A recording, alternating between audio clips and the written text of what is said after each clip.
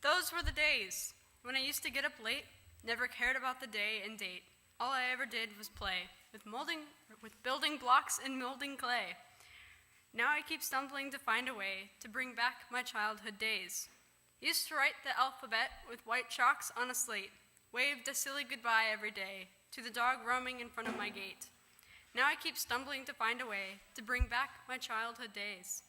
Near the corner of the park at the end, we fought tiny wars with our friends. We're so carefree, never had to pretend. Had all the food and lunches our mothers would send. Now I keep stumbling to find a way to bring back my childhood days.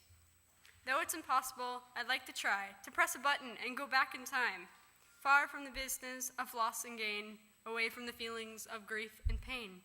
To be that naughty girl once again, to live that good life once again. People often ask what holds Unitarian Universalists together. We all come find inspiration in different religions: Judaism, Christianity, paganism, Buddhism, Hinduism, and many others. As Unitarian Universalists of the First Unitarian Universalist Church of Austin, we find unity in our mission statement, which we will say together. We gather in community to nourish souls, transform lives, and do justice. Hello everyone, it's time for the story for all ages, so I would like to welcome all of the young and the young at heart up to the stage for a story known as The Little Seed.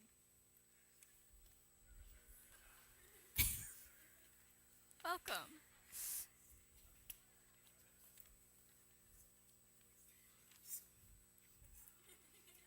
Thank you. Hello. Oh. Hello. So, how is everybody today? Good. Good. All right. Positive. Well, today's story is about growing, and you are all growing right now. So I have a quick question. Do you think that it's ever hard to grow? Yes. Yes? All right. I would agree with that. Well, once upon a time, there were 4 seeds who were all very good friends. One day, the wind scooped them up and carried them out from underneath their mother tree and dropped them off in a jungle clearing together. They stayed there for a bit, hidden on the ground, and hoped that one day they'd be able to become great, beautiful trees. When the first seeds started to grow, though, they realized it might not be such an easy task. In that clearing, there lived a group of monkeys, and the littlest monkeys liked to throw bananas at any seed they noticed was starting to grow. They threw so many bananas at that first seed that he was almost split in 2. When he went back and told the other seeds what had happened, they all decided that it would be better if they just waited until those monkeys left to start growing. All except for one, that is. One little seed thought that she had to at least attempt it, right? And when she tried, she was pelted with bananas and was left over just folded in 2.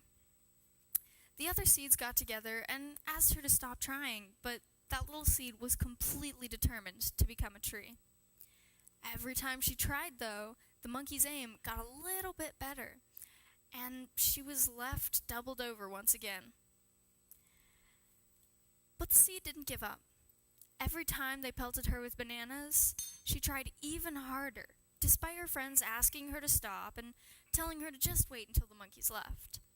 And so, for days and weeks and months even, the little plant was attacked by the monkeys. She always ended stooped and doubled over.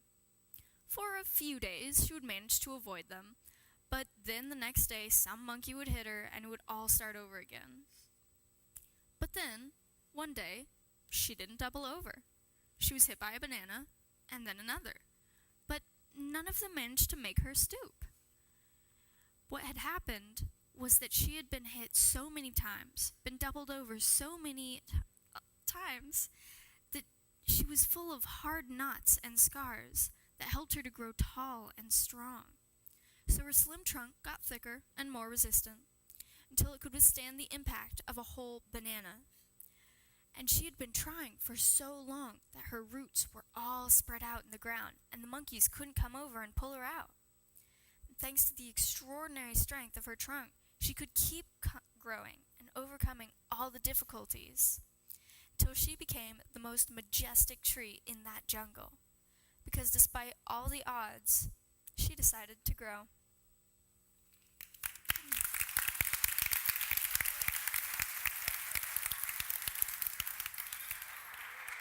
Today is an intergenerational service, so you guys can all go back to your big people, or we've got coloring over here. I'll tell you, that's pretty fun.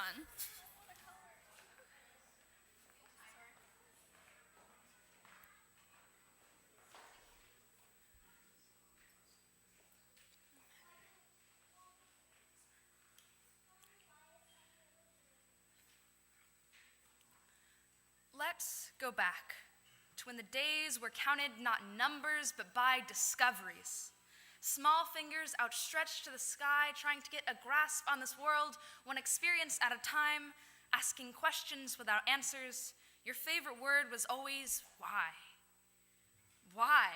Punctuated with intensely curious eyes, your head cocked slightly to the side, expecting a response even when there wasn't one to give. Minds full of fairy dust, wide eyes of wanderlust, never knowing what life had in store for us. Back to when you had perpetually paint-stained hands, dirt under fingernails, hair tangled by the wind, mud stains on your new dress.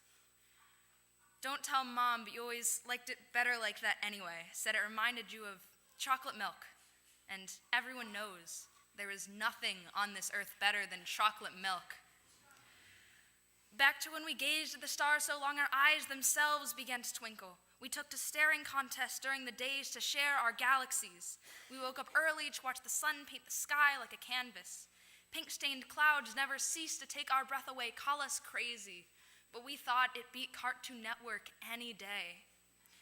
We stayed up past our bedtimes to wave the moon goodnight and search the sky for the Big Dipper and Orion's belt. They were the only constellations we knew, but the way our eyes lit up when we saw them made them the only ones we needed. Back to when wonder was our only motive. We dived in head first, not because we had courage, but because we didn't know to be scared yet. Back to when we rolled down the windows just to taste the wind without fear of ruining our hair. And daydreaming was a common pastime, not a waste of it. When we were more than just people. We were heroes and pirates and wizards and royalty. We soared through storm clouds and danced with dandelions. Our heartbeat was the only music we ever needed, and every raindrop was proof that magic really did exist. Bedtime stories didn't seem so far off. What happened between then and now? How did magic become merely a device for Disney to make a profit? And four-leaf clovers became so rare we stopped even bothering to look. We stay up late, keep the curtains closed from the cosmos. They say money can't buy happiness, but it's starting to replace it. We shy away from opportunities because we finally learned what fear was. Our dresses remain clean, and we don't drink chocolate milk. We close our fists and turn our eyes from the skies. We don't have time for staring contests, so our galaxies flicker and dim, and your favorite word became because. Except for a few. Some people never did stop daydreaming. They still wish on dandelions, though some may call them childish, and wander forests in their free time because their curiosity surpasses their fears.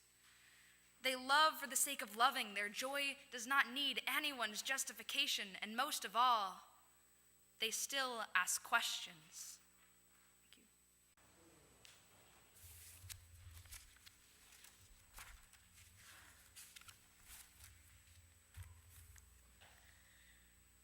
Change is all around us, all the time.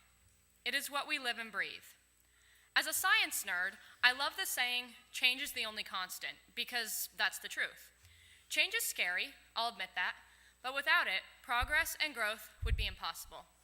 Change and growth are the driving forces in life, pushing us forward to the next discovery, the next crucial part of history, the next step in our own lives.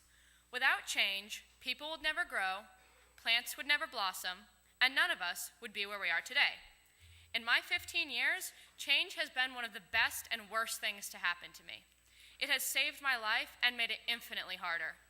Change has let me breathe again, while at the same time, it has taken my breath away and refused to give it back. But most of all, I have learned to love and appreciate the constant state of change in the world, because without it, I have no idea who I would be. When I was in 6th grade, change took over my life. Just after the second semester of 6th grade had started, my parents told me that I was switching schools. This news was welcomed with tears, excitement, and relief, but most of all, fear. I had been having problems at school for a little while, fighting back against a system that no longer worked for me, and fighting back against a teacher who no longer taught me.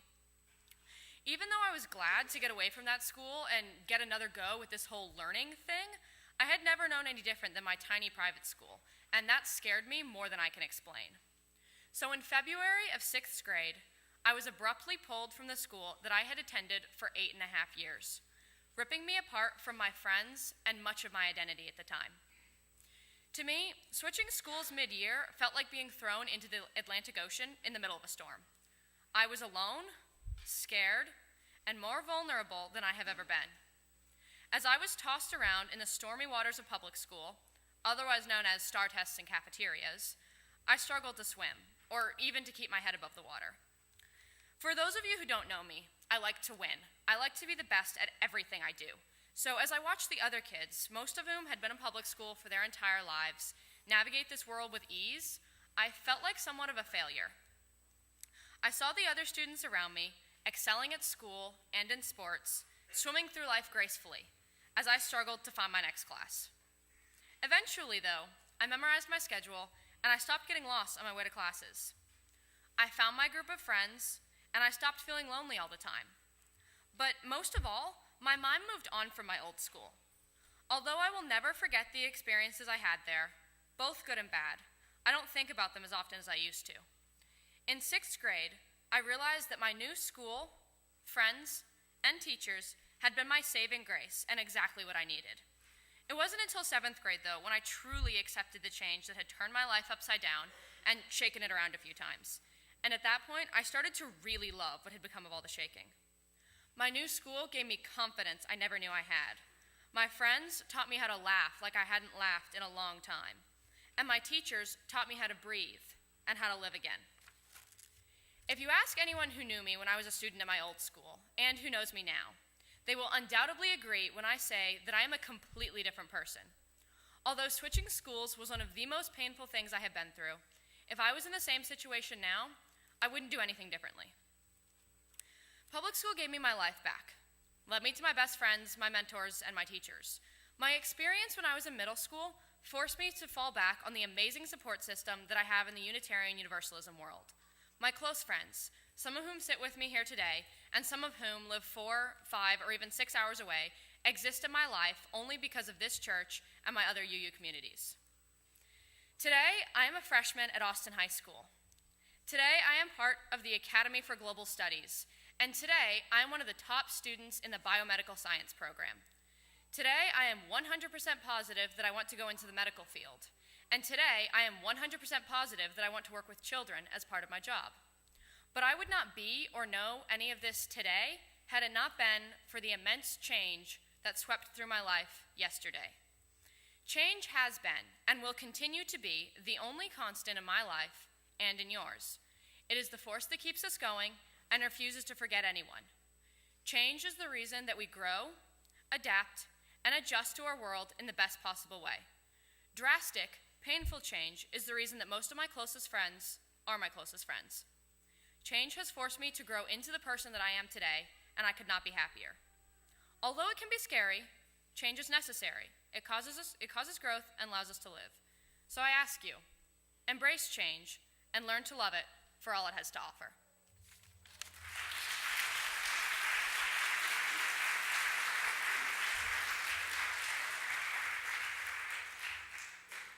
Growing up a human is a lot like a tomato plant I once had.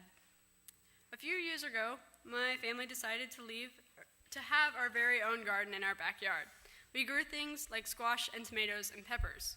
We would harvest them, and I would proudly bring my harvested tomatoes to school and give them to my teachers, and I would go on long speeches about how much we had to get this one handful of tomatoes. It is my own take on trying to be a teacher's pet. Now we fast forward a few years, and our little home garden is pretty much a heap of dirt that has grass growing on it. I plan to eventually get myself out there again and get my garden back up and running. Key word being eventually. Now the real reason for why I am telling you a story about a little home garden, besides that it goes so comedically well with the theme of this service, is that I hadn't realized how much my life related to this tiny garden. Just like this garden falling apart, my life fell apart. Along with dealing with the normal hormonal roller coaster that is teenagehood, I also had my family life completely turned over in front of me. There were so many nights that I cried myself to sleep, wondering what I had done or what my family members had done to deserve any of what was going on. I watched a sibling who was the strongest person I knew fall defeated to none other than themselves. I watched my mom have to handle things that no mother deserves to go through. I watched my happy, sunflowery self become wilted and sad. My 17-year-old self was an abandoned garden. But the thing is, throughout the years that this tomato plant was left unattended, a tomato plant was able to persevere through it. This tomato plant made it through the Austin droughts and the Austin floods and the freezes and heat waves that sometimes happened in the same week because we live in Austin, and that is what Austin does. Like this tomato plant, I dealt with my own winter freezes. My winter freeze took shape as depression and feeling lonely and cold. This tomato plant and I went through our roots, what keep us stable, getting frozen, and our happy, bright leaves falling off. Like this tomato plant, I went through a drought. My drought was the feeling like I just may not make it to the finish line or the next cycle of seasons.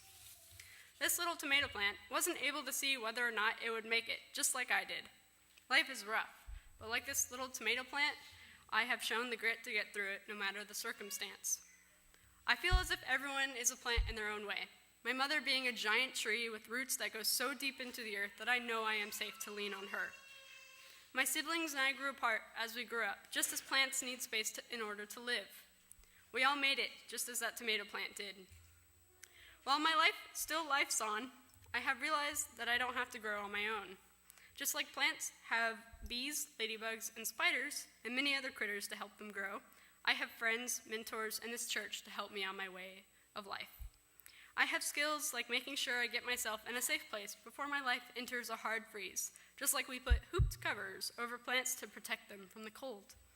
Life is going to keep going, whether I like it or not.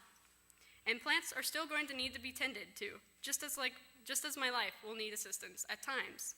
As I plant more tomato plants, I will always think of that tiny tomato plant that seemingly made it through everything I could imagine.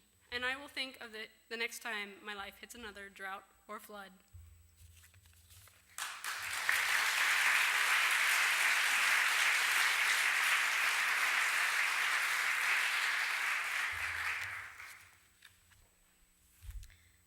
Life is all about change.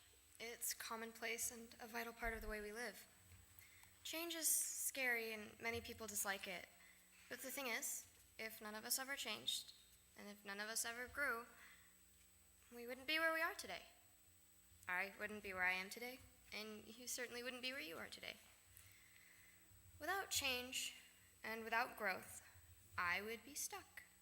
Stuck in a mindset that rendered me incapable of learning. Stuck between a rock and a hard place simply because I refused to find another way. I don't want to be stuck. I want to do things, discover things, change things, even though it's scary. When I was between the ages of 11 and 14, I stared down the barrel of many a change. In the 5th grade, my parents told me they were going to take me out of public school and enroll me in online school with some others for my 6th grade year. Part of me was excited, part of me was sad, and the other part of me, the biggest part of me, was terrified of everything that was about to change. I was only 11. I didn't really have a say, and I didn't really try to argue too much about it. Bought my uniform, I learned how to use the program, and I walked into my new school with a bunch of other kids my age that were even more scared than I was. I quickly became close to all of them, and we remain friends to this day. One of them is even on the verge of graduating now, and I couldn't be more proud. But still, it was terrifying to lose everything I was accustomed to in the public school system. After 2 years of using online school, after I'd mastered the software and the format, after I'd made lifelong friends, after I loved where I was at this point in time, we disbanded. I had to change everything again. I had to start over again. So I bought the new uniform I needed for this new school. I went to my orientation and walked in and became friends with the first girl I noticed to smile at me. She welcomed me to her group, and the amount of relief that I felt when they later called me their friend made everything okay. It made all the changes I'd endured okay. Sadly, she and I stopped being friends after about 6 months, which still really hurts me. But without that horrible and awful change, I wouldn't have gotten even closer with another girl who became my best friend, to whom I also remain very close.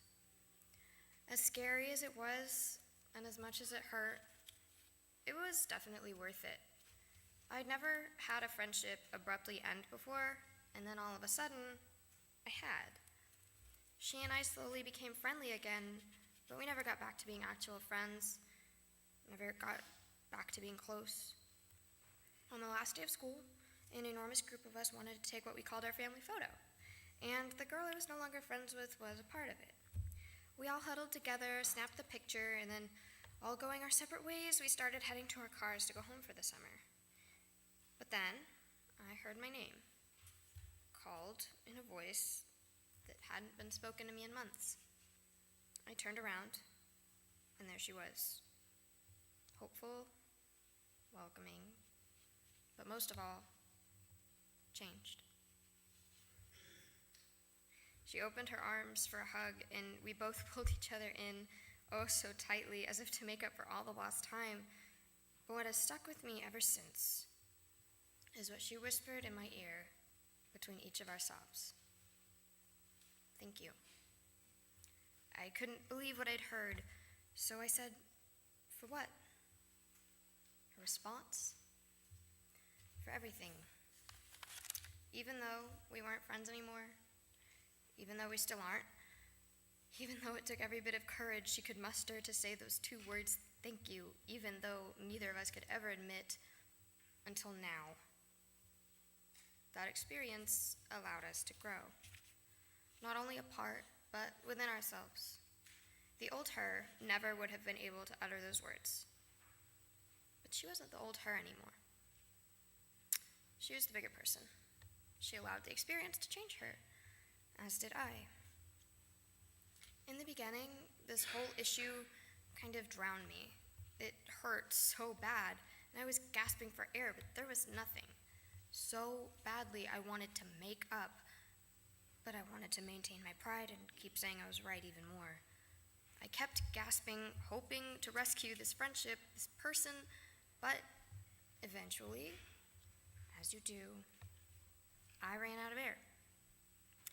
I was devastated that we had both given up on each other, on ourselves, but this allowed me to approach my new school, yes, another one, with no guilt, nothing holding me back, and nothing to weigh me down. See, there's a stigma around growing up, around aging, becoming an adolescent, and later an adult, even just maturing, because it means you're not a kid anymore. It means you're about to enter the world with all your rights and all your freedoms, and the world is now yours to experience, and no one can control you or stop you, and it's scary. But the thing I've learned as I've grown up, all these 16 years, is that growing up is freeing. Sure, it's scary. Change is scary, new is scary, different is scary, the unknown is scary, everything in the world is scary. But growth, as people, is the only thing that can save us from a numbingly monotonous life where the only real growth is your height. I'm not scared. I'm not scared to be a better person. I'm not scared to become more understanding. And I'm not scared to grow. I'm only scared to stay the same forever. I want to grow. I want to change. Every day is a learning opportunity. How could I fear that? Growth growth is what the world is made of. We can all grow because we are the world. The young, the old, the everywhere in betweens. We can all grow. It's what makes the world go round.